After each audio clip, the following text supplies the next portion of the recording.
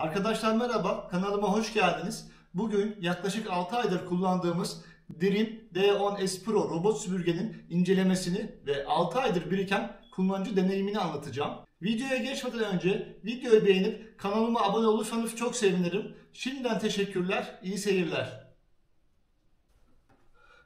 Ürünü incelemeye başlamadan önce kutusunu kontrol edelim öncelikle. Kutusunu atmamıştık. Şöyle bir kutusu var. Gayet güzel. Burada kısaca özelliklerine bakalım. 5000 Pascal emiş gücü var. Gayet yeterli, güzel bir güç. Kamera özelliği var. Şöyle, bu kamera hem bizler için, yani evde olmadığımız zamanlarda bağlanıp evdeki evcil hayvanımızı mesela kontrol edebiliriz kamera aracılığıyla. Ayrıca kendisinin de lidar sensörüne ek olarak bu kamerayla yapay zekayı kullanarak daha iyi bir görüş sağlıyor robot kendisine. Önüne çıkan engelleri yapay zeka aracılığıyla görerek onlardan kaçınabiliyor. Onun dışında bakalım, uzun süre şarjını gittiğinden bahsetmiş, uygulaması olduğundan bahsetmiş, alttaki fırçanın kauçuk olduğundan bahsetmiş. Ayrıca kutunun yan tarafına bakalım. Burada 570 milim toz deposu olduğundan bahsetmiş ve 235 milim su deposu olduğundan bahsetmiş. Şimdi robot süpürgenin detaylı incelemesine geçeceğiz.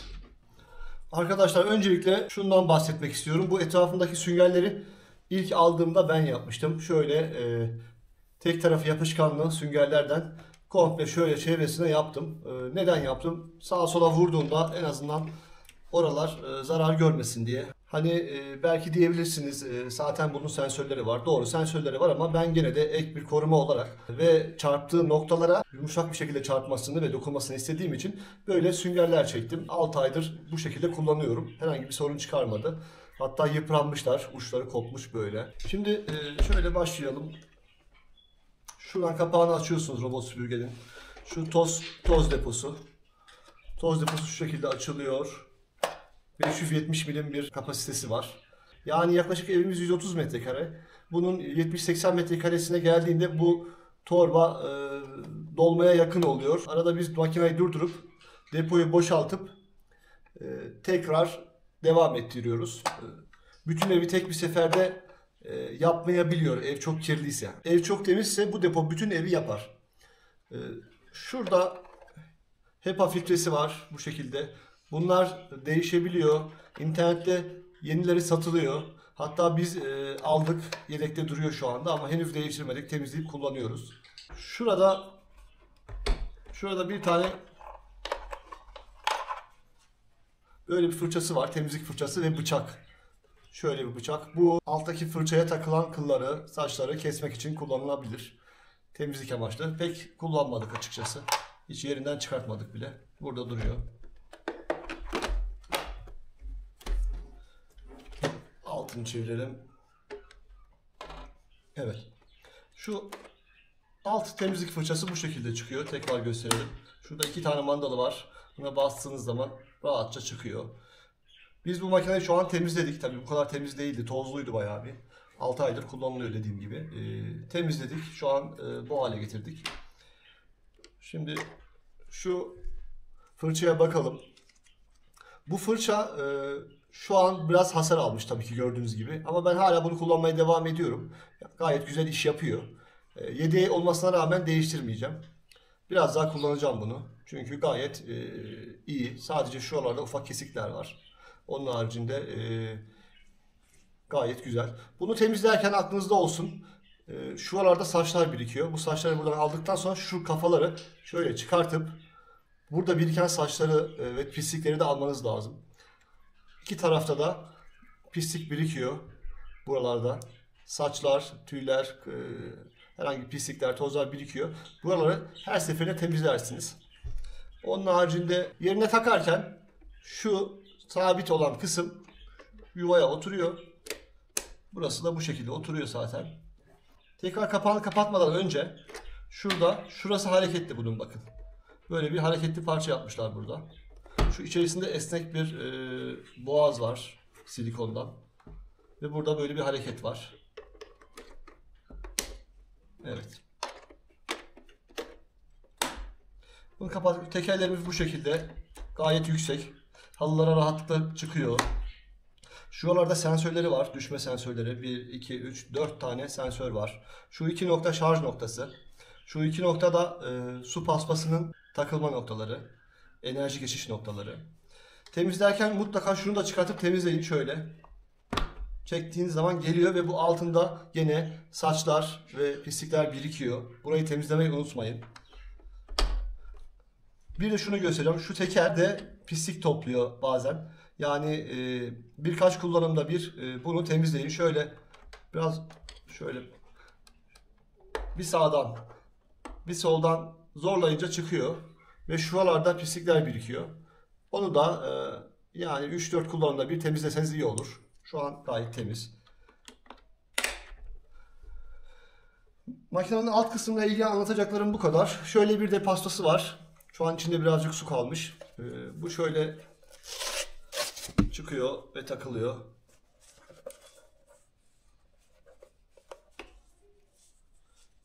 Şu paspasın takma şekli birazcık zor. Keşke daha kolay olsaydı.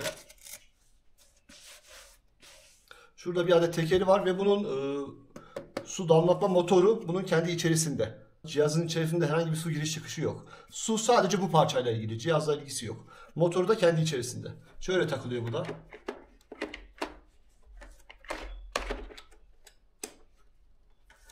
Su deposu montajı yapılmıştır. Evet. Bu şekilde kendisi Türkçe sesli uyarı da veriyor. Şöyle önüne bakalım bir. Şu kısmı sensörlerin olduğu kısım. Bir yere çarptığı zaman buradan kendisini yönlendiriyor. Bu şekilde kendisini yönlendiriyor. Ön kameramız bu şekilde. Gayet güzel bir görüntüsü var. Onu da göstereceğim. Bu arkada hava çıkış kanalları var. Buradan bayağı güçlü bir hava üflüyor. Lidar sensörümüz burada. Bunun içerisindeki lidar sensörü devamlı dönüyor tabii ki. Tarıyor. Alanı tarıyor.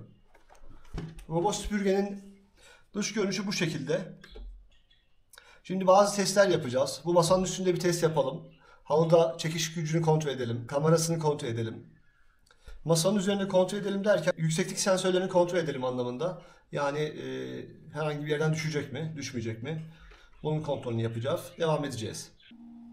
Arkadaşlar şimdi robotun yükseklik sensörlerini test edeceğiz bu masanın üzerinde. Şöyle göstereyim. Şunlar yükseklik sensörleri. Şurada ve şurada. Bunu masanın üzerinde bir testini yapalım. Bakalım düşecek mi aşağıya. Şimdi burada eve git komutunu vereceğim. Şarj etmek için iskeleye dönüyor.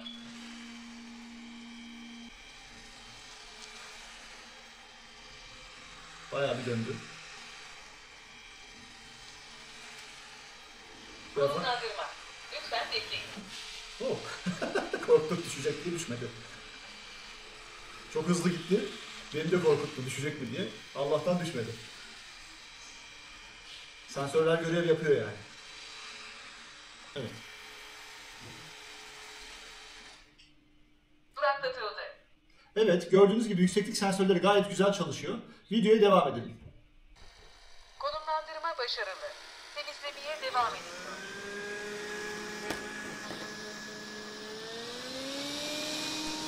Evet, halının üzerine çıktığında otomatik olarak maksimum güçte çalışıyor. Tabii ki bunu program üzerinden ayarlayabiliyorsunuz.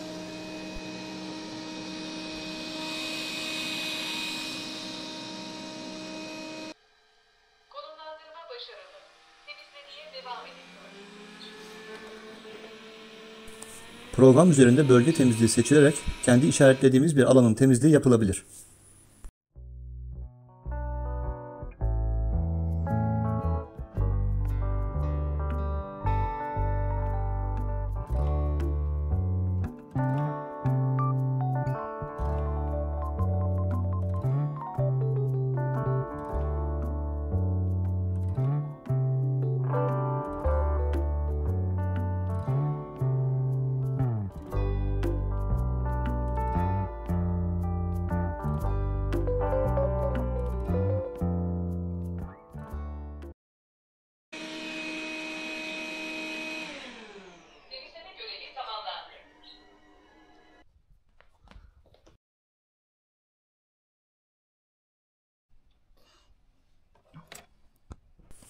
Halı temizliği sonrası makinenin içini bir kontrol edelim.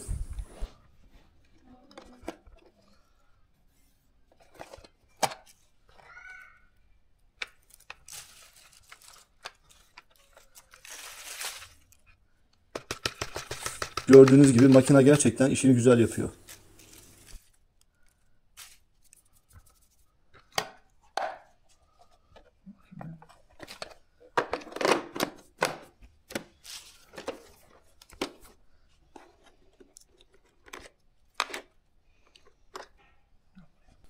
Daha önce bahsettiğim gibi temizlik sonrasında alt fırçayı da detaylıca temizlemeyi unutmayın.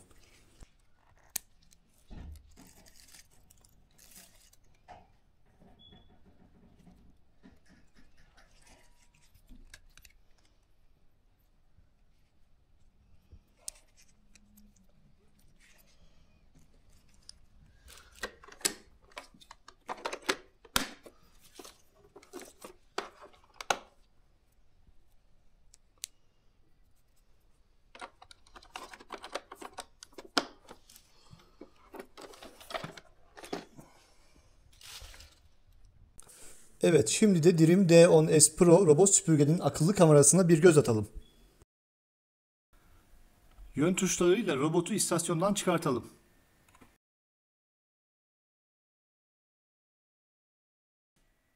Telefon ekranındaki görüntüyü büyüttüğümüz için görüntü kalitesi doğal olarak biraz düşük.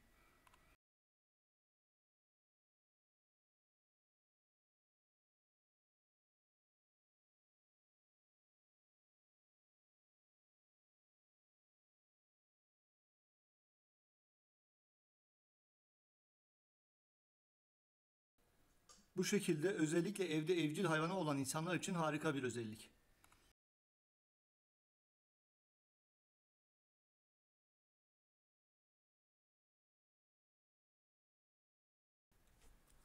Bu ekranda istenilen bir noktaya gitme, şarj istasyonuna gitme, kamera kaydı, fotoğraf çekme gibi birçok özellikler de mevcut.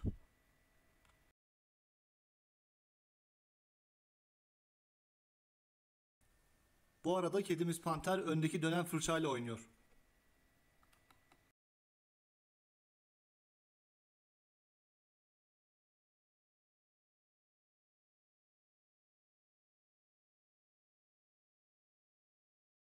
Arkadaşlar kamerayla ilgili anlatacaklarım bu kadar.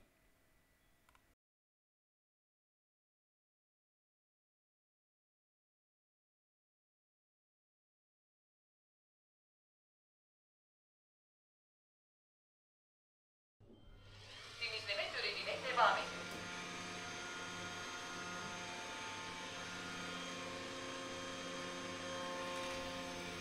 Arkadaşlar kısaca engellerden kaçmaya da bir göz atalım.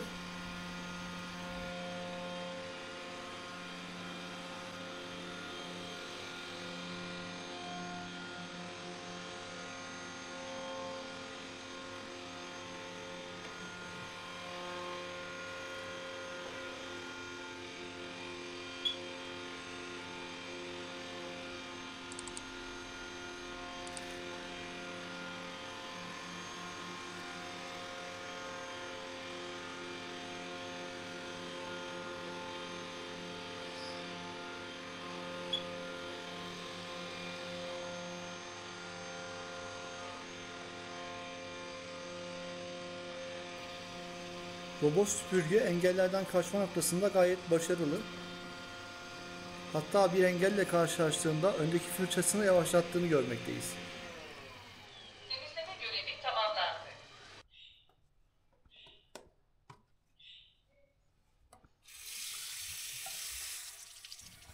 Su tankını doldurarak paspas özelliğine de biraz göz atalım.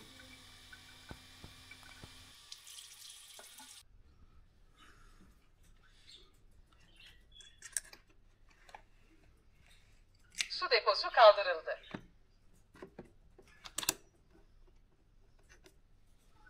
Su deposu montajı yapılmıştır. Bölgesel temizliği başlat.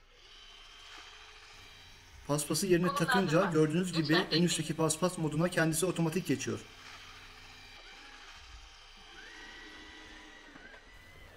Islaklık seviyesini genelde en yüksek seviyede kullanıyorum.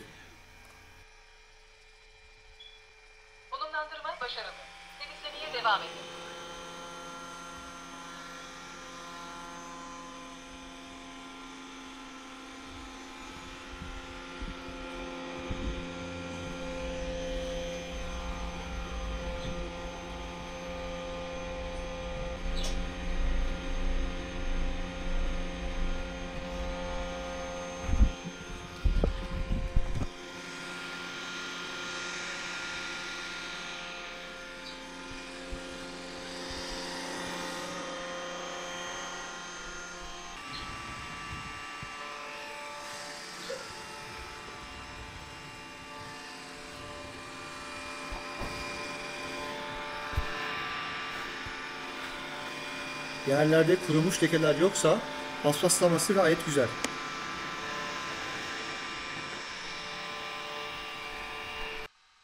Konumlandırma başarılı. Temizlemeye devam ediyor.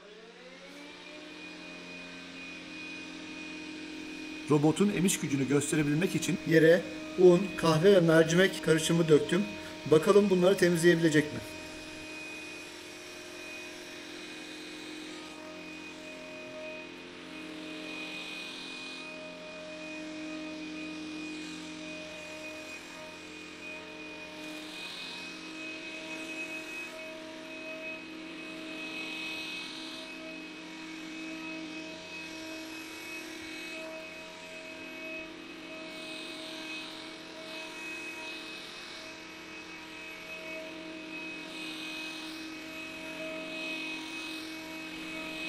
Bazı mercimek tanelerini önce kenara atsa da daha sonra temizledi. Süpürme noktasında da gayet memnun kaldık makineden. Görevi tamamlandı.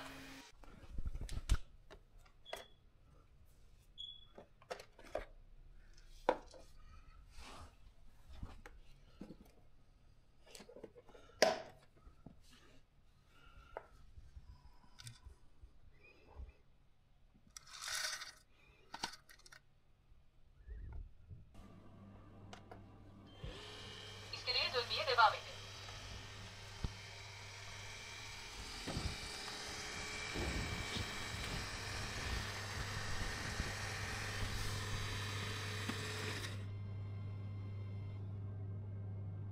Şarj etmeye başla. Arkadaşlar robot süpürge inceleme videosunun sonuna geldik. Dream D10S Pro robot süpürge hakkında söyleyebileceklerim kısaca. 6 aydır hiç sorun çıkartmadı. Bu gayet iyi. Parçaları dayanıklı. Henüz hiçbir şey değiştirmedim. Kamera özelliği evde olmadığımız zamanlarda gerçekten çok kullanışlı. Bu çok iyi. Temizleme gücü ve engellerden kaçma başarısı gayet yeterli. Toz deposu çabuk doluyor ama günlük kullanımda bütün ev için yeterli olacaktır. Biz haftalık kullandığımız için temizliğin ortasında hazneyi boşaltıyoruz. Paspas özelliği de günlük kullanım için gayet yeterli. Şarjı dolu olduğunda tüm eve yetiyor. Ben genel olarak üründen çok memnun kaldım. Umarım video sizin için faydalı olmuştur. Videoyu beğenip kanalıma abone olmayı lütfen unutmayın. Hoşça kalın.